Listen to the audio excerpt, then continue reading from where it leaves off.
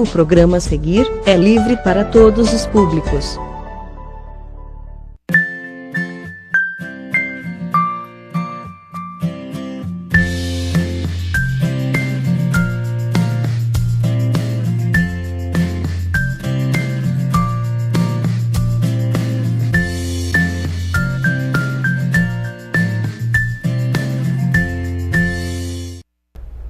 Olá, pessoal. É um prazer estar aqui mais uma vez com vocês. É uma honra, mais uma vez, entrar na sua casa e ter vocês aqui com a gente. Hoje eu queria trazer uma mensagem especial para vocês. Todos nós temos um chamado. Eu tenho um chamado, você que está em casa tem um chamado. Muitas vezes a gente tem dificuldade de identificar esse chamado, de saber o que Deus quer realmente de cada um de nós. Mas uma coisa é certa, um chamado serve para todos nós. Deus nos chamou para que nós possamos ir e pregar o Evangelho. Esse chamado não é só para mim, não é só para pastores, não é só para quem está na igreja, esse chamado é para todo mundo. O Senhor te chamou para falar dele às pessoas. E esse é um chamado que muitas vezes é mal interpretado, que muitas vezes não é obedecido, que muitas vezes não é nem entendido. Mas, para a honra e glória do Senhor Jesus, existem pessoas que cumprem esse chamado de uma forma especial, que cumprem esse chamado com coração, que cumprem com a própria vida. E eu creio que essas pessoas que são seres especiais mesmo, que o Senhor permitiu que estejam aqui no meio da gente, para nos mostrar, através do exemplo, porque a Bíblia fala que, se necessário, use palavras, né? Então, a forma mais rápida e mais fácil de se passar a mensagem é através do exemplo. Essas pessoas estão aqui para fazer a diferença. E hoje a gente vai receber aqui, a gente já está recebendo aqui uma dessas pessoas. Eu nunca fiz isso, mas quando ele me passou eu achei tão interessante que eu falei, nossa, vou começar assim. Ele é natural de Governador Valadares, cidadão honorário de Sete Lagoas, e título recebido em 2011, mas a honra desse título é toda nossa, que moramos aqui, que também não somos daqui, mas de que alguma forma viemos parar aqui em Sete Lagoas, porque isso tudo faz parte de um plano. Ele é casado para sempre com Cleide Chaves Silva Amorim, tem 3 filhos e 3 netos. Hoje nós vamos falar aqui com o pastor Gemar Amorim, mais conhecido como Capelão Amorim. Oi, pastor, a paz do Senhor. A paz. Seja muito bem-vindo, é uma honra receber o senhor aqui. Eu creio que a sua vinda aqui já estava preparada e que realmente vidas serão tocadas e abençoadas hoje. Com certeza, eu acredito no Senhor, essa aliança com Deus, né? Amém. Amém. O pastor, o Capelão Amorim, como a maioria conhece, gente, ele é o atual presidente do Diretório Regional da Sociedade Bíblica do Brasil, em Minas Gerais. É conselheiro do Comad, em Sete Lagoas. Capelão do Hospital Municipal Monsenhor Flávio D'Amato. Capelão do Presídio Promotor José Costa, em Sete Lagoas. Diretor regional da UCEBRAS. Consultor técnico da Fundação Remar Brasil. E o mais importante, servo do Deus Altíssimo. Amém. Pastor, a gente vê esse currículo, a gente, de certa forma, a gente fica, nossa, meu Deus, o que eu vou perguntar, o que eu vou falar? A gente vê esse currículo, mas quem tem a bênção de conhecer o Senhor pessoalmente, de conviver um pouco mais com o Senhor, vê que nada disso aqui, tanta qualificação, tanta coisa, nada disso aqui muda no jeito do Senhor ser, do Senhor agir, do Gemar, do pastor Gemar. Mas como que era antes? Sempre foi assim? O senhor nasceu num lar cristão? Quem é o Gemar Amorim? Não, eu nasci num lar católico, apostólico, romano, e eu tenho raízes católicas, né?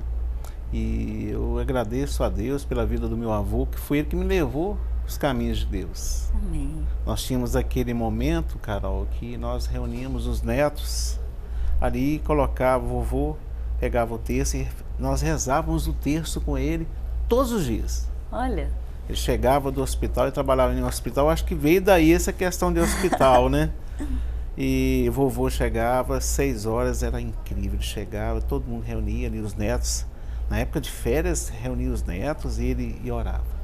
E ele tinha um terço, que eu não esqueci disso, esse terço, ele brilhava no escuro. Então, a gente fazia a oração, rezava o terço, depois ele apagava a luz e o terço ficava brilhando. Ele falou assim, vocês têm que ser assim, ser luz na escuridão. Eu não consigo esquecer disso. Meu avô, ele tinha esse amor por Jesus muito grande. E ele ajudou a construir o Hospital Imaculado Conceição em Curvelo. Olha. Das irmãs, né? Eu ia com ele à missa de manhã, ajudava lá na missa. Então veio dali esse amor por Jesus. Com o passar dos anos, a gente foi compreendendo mais, né, esse amor de Jesus. E até que chegou num dia que eu me entreguei totalmente a Jesus. Glória a Deus. Eu sempre falo com as pessoas o seguinte, sabe, Carol?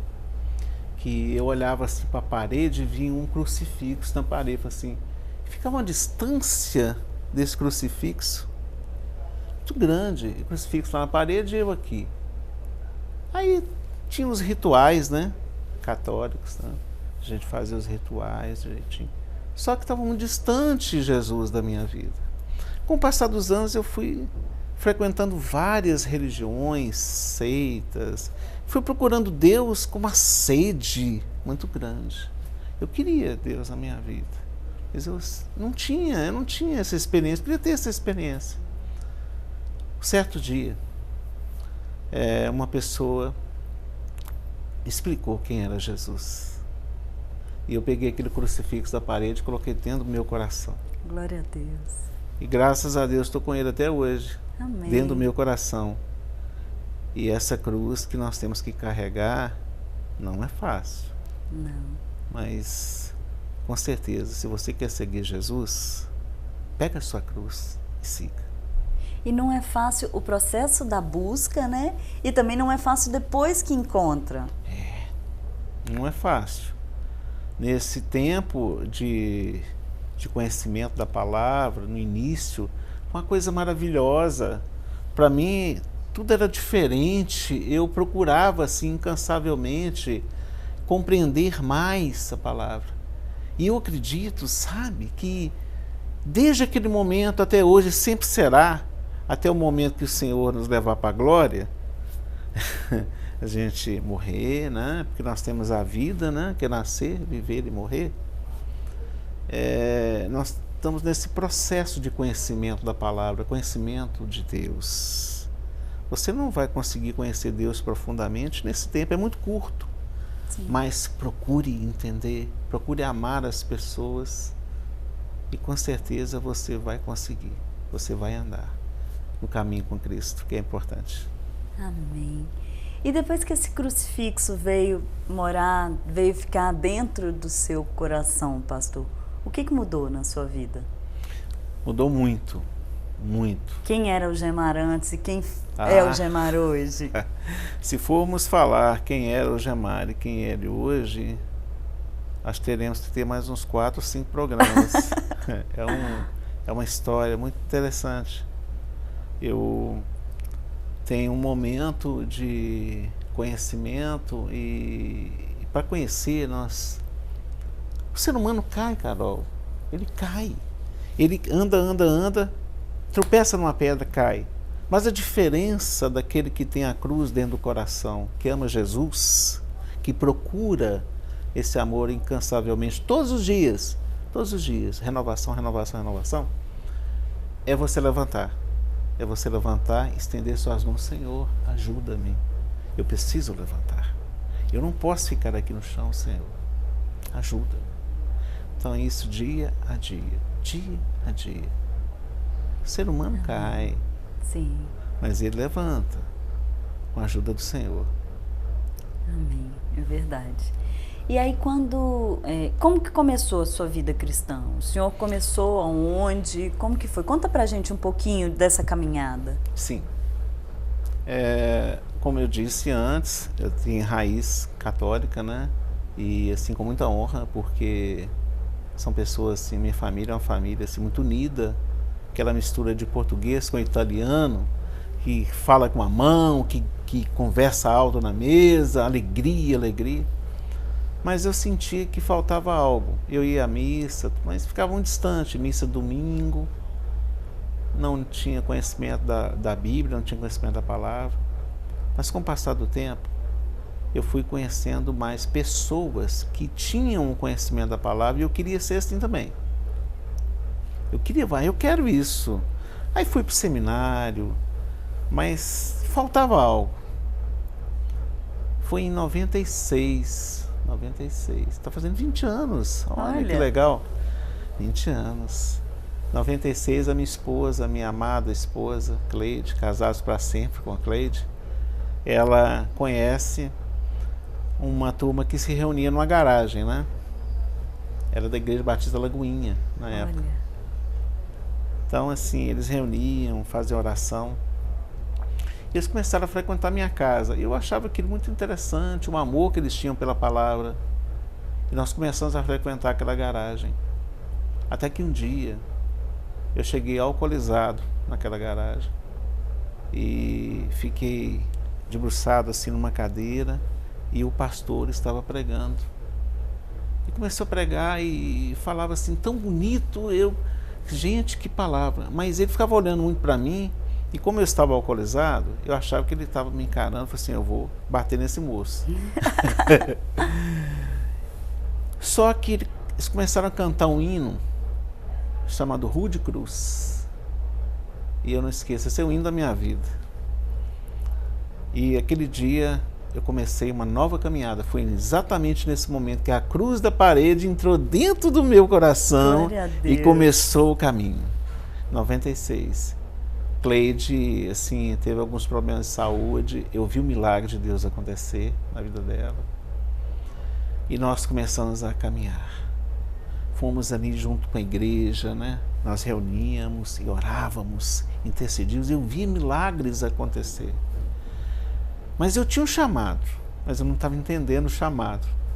Até que em 99, nesse período de 96 até 99, eu fui procurando firmar no caminho. Em 99 eu passei pelas águas. Glória a Deus. Gente, foi algo maravilhoso.